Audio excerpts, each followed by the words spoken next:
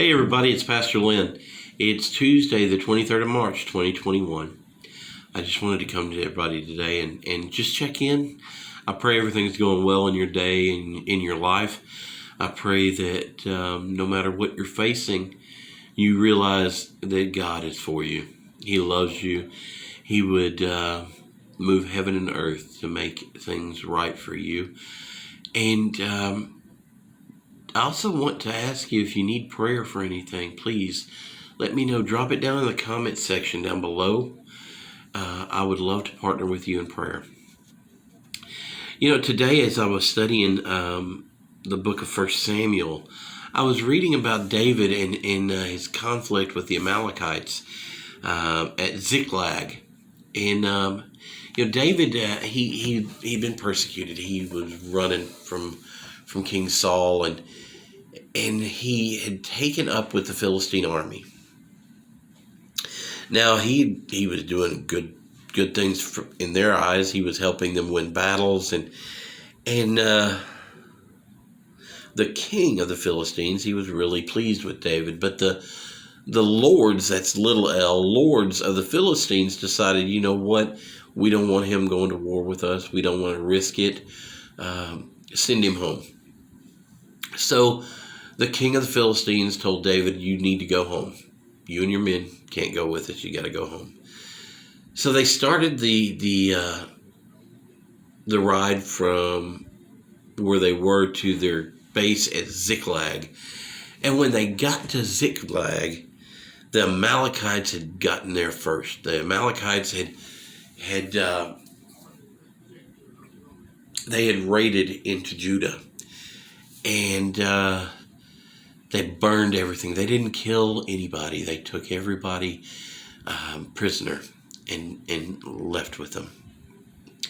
And David and his men came in there, and they were devastated. David had 2 wives that were in that camp that were carried off. And, you know, I started thinking, Lord, I would have probably just charged headlong to go find my wife. I would have done what had to be done. I would have gone straight crazy.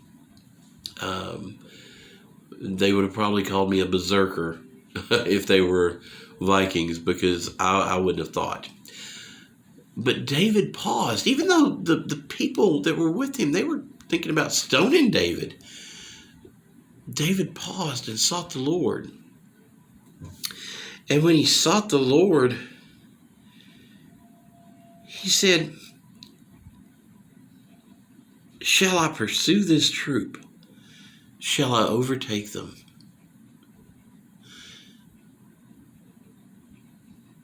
And he answered him, pursue, for you shall surely overtake them, and without fail recover all. David paused and sought the Lord. How many times in your life have you charged headlong into something, did not consult the Lord, and it went really, really badly? But I'm sure equally there are times that it went really, really well. But the difference is, see, David sought the Lord because his heart told him to. David knew that if he didn't seek the Lord, it wouldn't go well. See, David's life was a roller coaster ride. He knew the Lord. He was a man after the Lord's own heart. He went from being out in the fields with the sheep to being anointed in his father's house to be king. Then he went to take his brothers food at the camp. And while there, he killed Goliath. There's highs and lows, ebbs and flows in David's life. And most of us have never experienced stuff like that. And I question how I would react. And I ask you to ponder on that. How would you react if you came home and your house was destroyed, burned to a crisp, but your family was gone. There was no sign of them. And you could see a path where they were led off. What would you do? Would you pause and seek the Lord? Would you ask the Lord to give you favor in that? See, David, he sought the Lord. And when the Lord said, you shall surely overtake them and without fail recover all, David gathered up 600 men and they took off. And they made it down to a place called Brook Besor. And David left 200 men there because they were so tired and weary. And he continued on with the 400 men.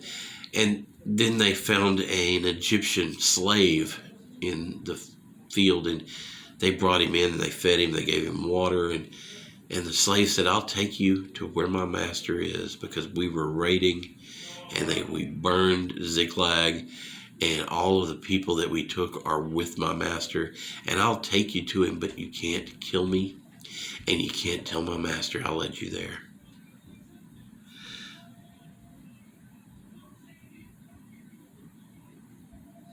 And so David, he swore by God that he will neither kill him or deliver him into the hands of his master. And so David and his 400 men, they went down and they attacked the Amalekites' camp. And when they got to the Amalekites' camp, the Amalekites weren't watching for him. They didn't see David as a threat. They didn't even know he was back. But David and his men attacked for full days' time, and they recovered everyone and everything that were taken, plus God restored what the enemy had stolen. See, catch that. When we seek him, he restores what the enemy steals from us. See, I don't know what you're going through today. I know what I'm going through today. And I know the enemy comes at me nonstop some days. But I know that when he steals from me, if I go to Papa and I say, Papa, he took it from me, what shall I do? I will always get the best answer. Go get it back. There's a spiritual song that says, I went to the enemy's camp and I took back what he stole from me. That's what we need to do. But we need to do it with the Lord at our side and him leading the charge. Friends, I pray that you're encouraged today. I pray that everything in your day has gone just fabulously. I know that we're still dealing with post-COVID days, and people are still sick and struggling financially. So I do want to partner with you in prayer. I ask you to drop your prayer request right down there in the comment section. I won't do it publicly. I believe in taking my petitions to the Lord in my secret place. But I want to join you in prayer. Now I will ask you, pray for me. I've got some decisions to make, and I've got some sinus issues I'm dealing with, and that's why I'm kind of sounding weird today. But pray for me as I pray for you.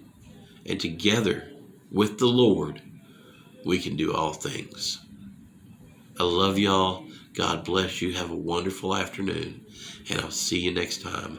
And until we come together again, may God hold you in the palm of his hand.